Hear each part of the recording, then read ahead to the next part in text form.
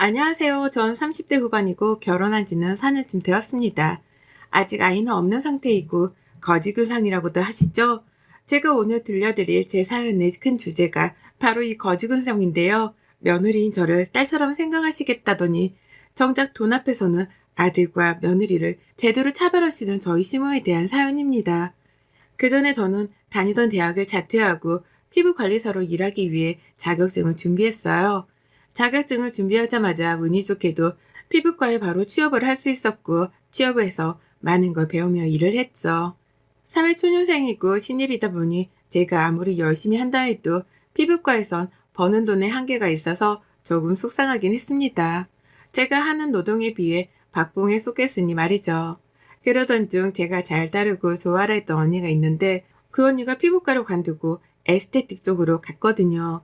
그쪽에 털을 잡고 있었는데 벌이가 훨씬 괜찮고 일하는 것도 훨씬 괜찮다며 저도 그쪽으로 오라고 했죠. 많은 고민을 하던 끝에 저는 에스테틱 샵으로 옮겨서 일을 했습니다. 확실히 벌이가 달랐고 제가 하는 만큼 벌 수 있는 구조인 곳에서 일을 했어요. 그러다 보니 손이 빠른 편이고 저를 찾아주시는 고객들이 많으셔서 돈은 아쉽지 않게 벌 수 있었습니다. 물론 퇴근하고 나면 온몸이 아프고 녹초가 되었지만 쌓이는 돈을 보면 그렇게 뿌듯할 수가 없었죠. 일이 힘들고 정신없다 보니 돈 쓸 곳도 없었고 솔직히 20대 내내 거의 돈을 모으기만 했던 것 같습니다. 제게는 목표가 하나 있었거든요. 언젠가 꼭 내 샵을 차려야지 라고 크게 다짐했고 그러기 위해선 돈을 많이 모아야 했습니다. 미친 듯이 일을 했고 고객 관리에도 소홀하지 않았어요. 옮긴 에스테틱에서 쭉 몇 년을 채우며 일을 하던 중 늘 제게 관리를 받으시던 고객께서 하루는 관리가 끝난 후 말씀을 하셨죠.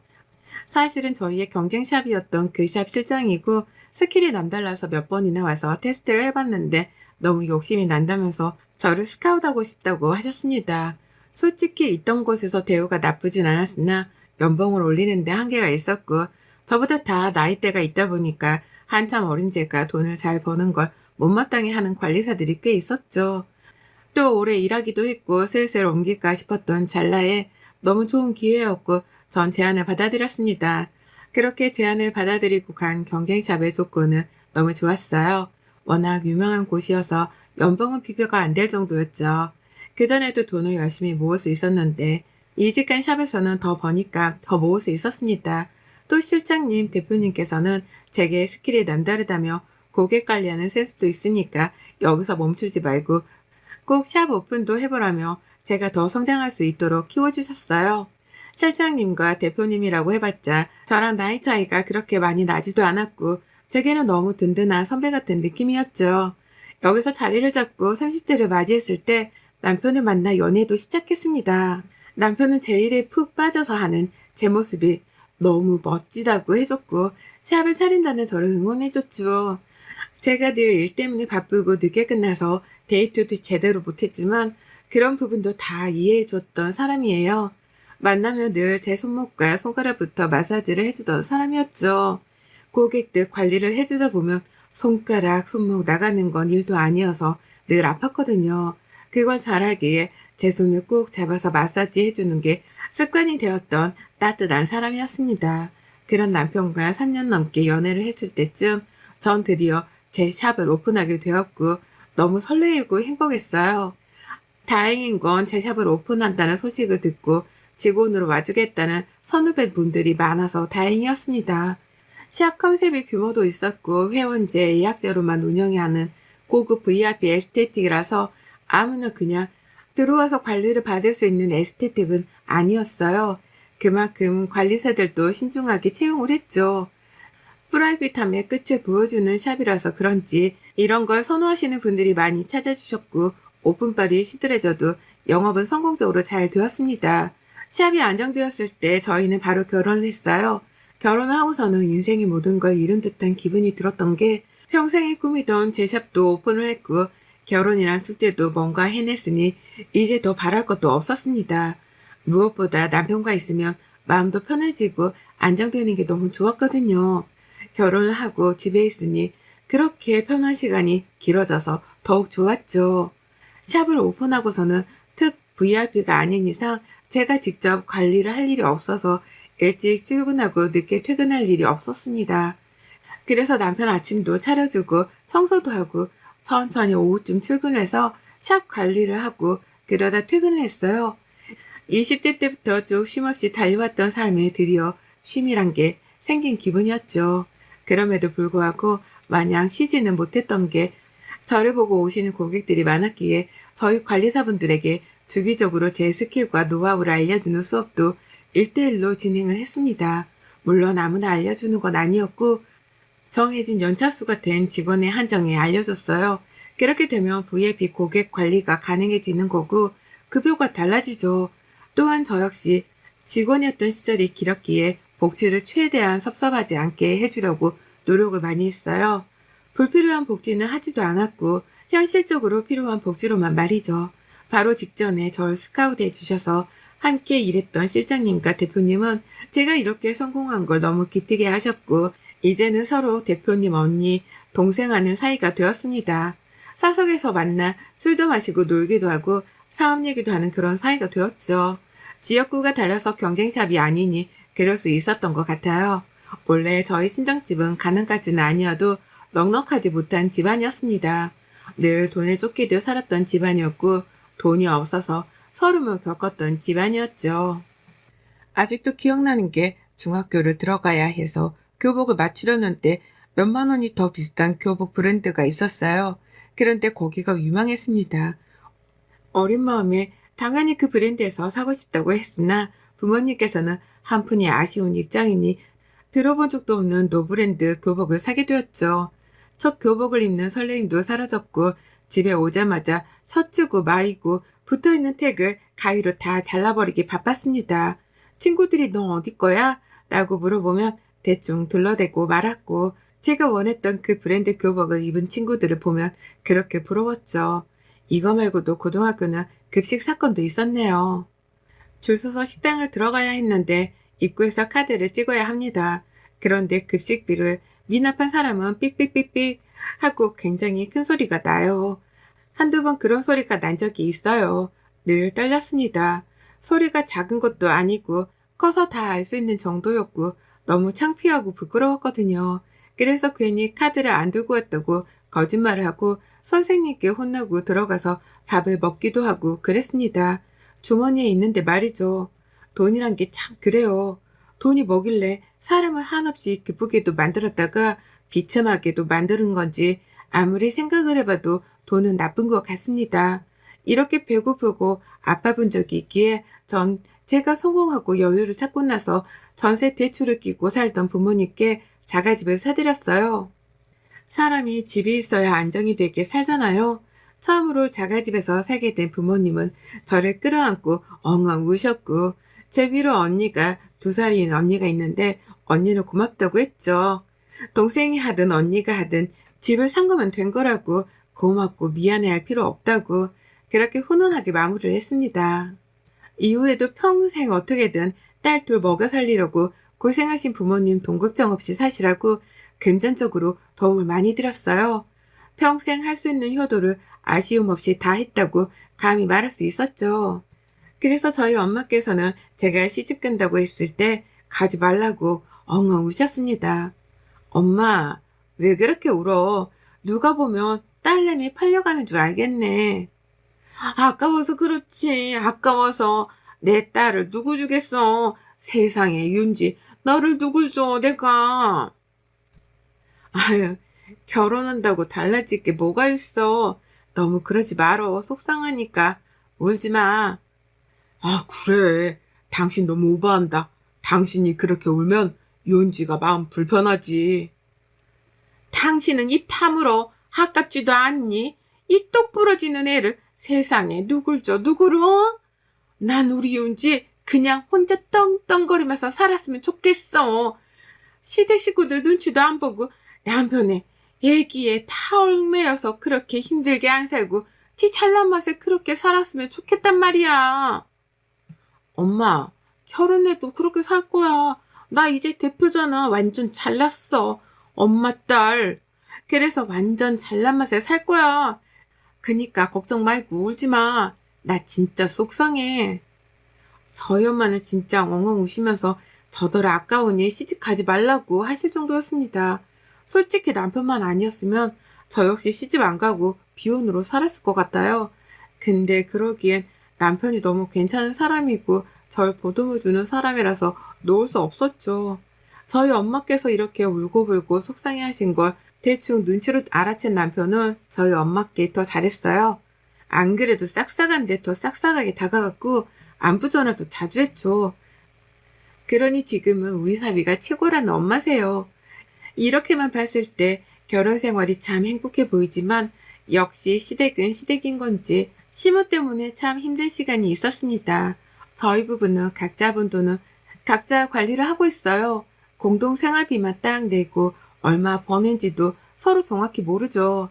정확한 건 제가 훨씬 더 번다는 건데 그걸 알기에 외식하거나 할 때는 자연스럽게 제가 계산을 하거나 하거든요. 그런데 시모도 제가 돈을 잘 번다는 걸 아세요. 어느 날은 제게 이렇게 말씀을 하셨죠. 윤진이, 나다. 뭐 샵에 있니? 집이니?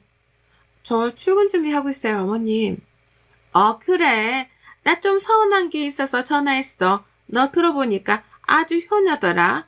부모님 집도 사드리고 용돈도 드리고 차도 바꿔드리고 명품백은 기본에 아주 해드릴 수 있는 건 다 해드리더만. 네? 그게 왜요? 뭐 그게 왜요? 왜냐니? 너 나한테 뭐 해줬어? 어머님, 그건 차원이 다른 문제죠.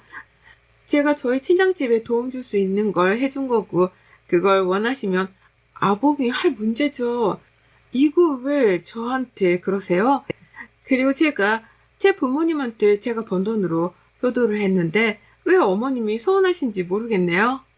한마디를 하면 열마디를 하지, 아무리 내가 네 엄마가 아니고 시엠이라고 해도 그렇지. 좀 도와주고 같이 해줄 수 있는 거 아니냐? 난 언제 무너질지도 모르는 집에서 무릎도 아픈데 계단 오르고 내리면서 살고 있는데 안 불쌍하니? 어머님 그러셨어요? 제가 형님이랑 아범한테 당장 말할게요. 진작 말씀하시지 왜 참으셨어요? 이건 그냥 못 넘어가죠. 뭐? 예, 윤지야, 아니다. 뭘 말하니? 그게 아니고. 아니에요. 제가 당장 말해서 해결할게요. 끊어보세요. 어머님 연락드릴게요. 전 말도 안 되는 소리로 저를 모함하는 시모에게 되려 한 방 먹였습니다. 저희 시모는 제게 늘 입버릇처럼 하는 말이 있으셨어요. 딸 같은 며느리, 엄마 같은 시모 사이로 지냈으면 한다고 고백을 뜬없이 우리 그렇게 지내자고 말이죠.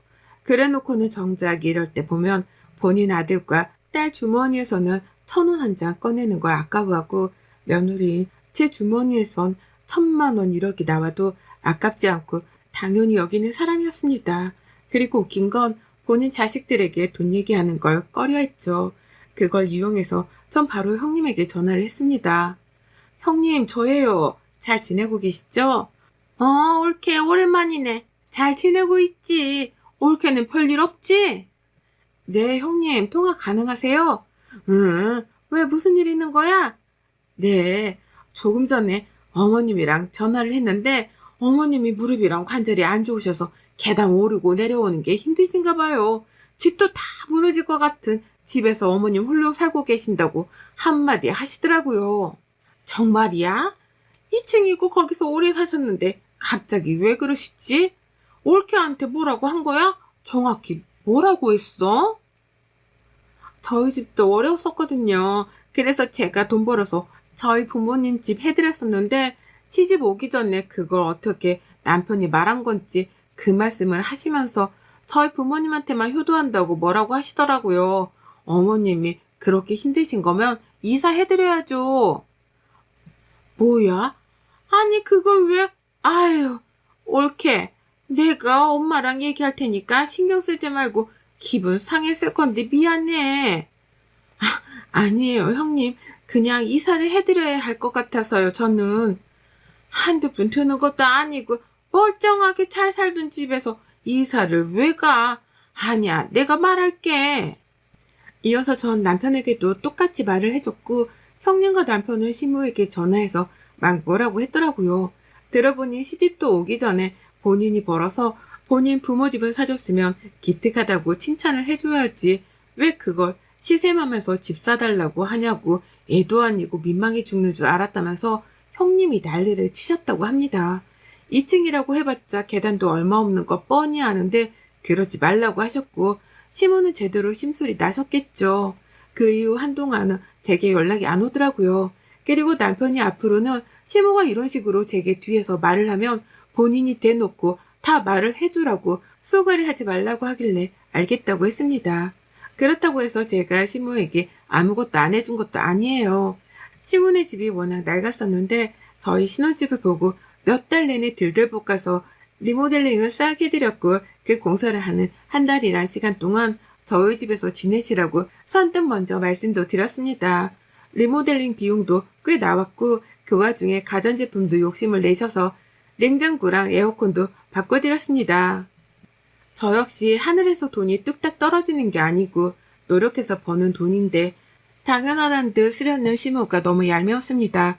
더 웃긴 건 에어컨 살 때 남편이 계산을 하려고 하자 시모는 거의 몸을 던지듯 날라서 막았고 윤지가 한다고 하잖아 라고 해서 어이가 없었거든요. 이렇게 본인 아들이 돈 쓰는 건 온몸을 다해 티나게 막아서 더 얄미운 사람입니다. 그러던 중 시모가 어느 날은 전화가 와서 저희 샵에 한번 와보고 싶다는 거예요. 솔직히 흔쾌히 알겠다고 하고 싶진 않았으나 막을 명분이 없었기에 그렇게 하시라고 했고 예약을 해드렸습니다. 스킨의 바디까지 풀코스로 해드렸고 시모는 너무 황홀하다며 너무 좋아하셨어요. 세상에 이렇게 좋으니까 돈 있는 사람들이 돈 써가면서 받는 거구나. 너무 좋다 윤지야. 좋으셨어요? 다행이네요 어머님. 아유 며느리가 이렇게 좋은 걸 하고 있었는데 내가 그걸 이제 알았네. 어머님 저희 샵이 회원제고 단가가 비싸요. 이번에는 제가 어머님 처음 오셔서 제가 계산할 건데 다음에는 참고하셔서 오셔야 해요. 그리고 무조건 예약하고 오셔야 가능해요. 저희가 재료도 다 비싼 것만 쓰고 인건비도 비싸서 가족도 공짜는 어려워요. 전 분명하게 선을 그어서 말한 게 시모가 딱 봐도 다음에 또 공짜로 받으러 오려는 기세가 보였거든요. 그런데 아니나 다를까 이날 이후부터 출근도 전에 실장에게 전화가 왔고 당황스러워했죠. 시모랑 통화한 녹취본을 보내줘서 들어봤어요. 나 대표 CM이에요. 내일 나랑 2명 더 갈 거니까 예약해주고 저번에 받은 거 똑같이 해줘요. 아, 네. 안녕하세요, 고객님. 내일은 저희가 이미 예약이 마감되셔서 다른 날로 도와드려야 할 것 같아요. 가장 빠른 날이 다음 주 월요일 오후 2시 타임 있으신데 괜찮으세요? 괜찮겠어요? 못 알아들었나 본데 나 대표 CM이라고요. 거기 대표 CM이라고. 아, 네. 그런데 저희가 100% 예약제로 룸이 다 예약이 된 상황이라 어떻게 해드릴 수가 없어서요. 그쪽 실장이죠? 내가 우리 며느리랑 전화하고 전화할 테니 기다려봐요. 장난치는 것도 아니고 대표 CM이한테 대접을 이따위로 해? 듣는데 제가 다 민망해서 혼났습니다. 아, 실장님, 제가 미안해요. 저희 어머님이 통화해보셔서 아시겠지만 대화 불가해요. 제가 전화해서 말씀드릴 테니까 신경 쓰지 말고 기분 풀어요. 미안해요. 아니에요, 대표님. 전 괜찮아요. 시모에게 전화해서 상황 설명을 했으나 그럼 마감하고 해달라며 막무가내로 난리를 치는 겁니다. 이미 사람들에게 큰 소리를 쳐놨는데 뭐라고 하냐면서 말이죠. 그래서 제가 최후의 방법으로 말했어요. 그럼 비는 룸이 하나 있긴 한데 거긴 연습할 때 쓰는 룸인데 괜찮냐고 물어보니 괜찮다는 겁니다. 그래서 그렇게 하라고 했고 예약을 해줬죠. 웃긴 건 가서 안내를 해드리고 성결제라고 했더니 또 대표 CM인데 무슨 결제냐고 하며 직원들 모두를 당황시키고 공짜라고 관리받고 가셨더라고요. 샵에서 큰 소리 내면 좋지 않기에 우선 조용히 룸으로 안내하고 다 끝낸 후 제게 전화와서 설명을 했고 전 남편에게 바로 전화해서 말했습니다.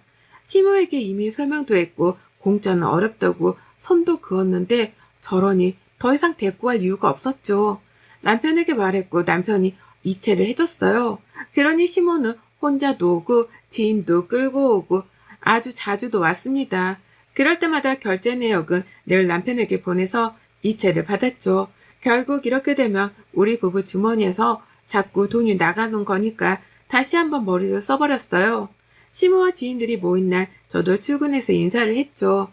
지인들은 너무 예쁘다며 아가씨 같고 멋지다고 아주 칭찬들만 했고 이어 말했습니다. 세상에 며느리가 무슨 20대 같아. 관리하는 대표는 다르네. 아니 근데 매번 이 좋고 비싼 걸 공짜로 해주는데 너무 고마워서 어째요.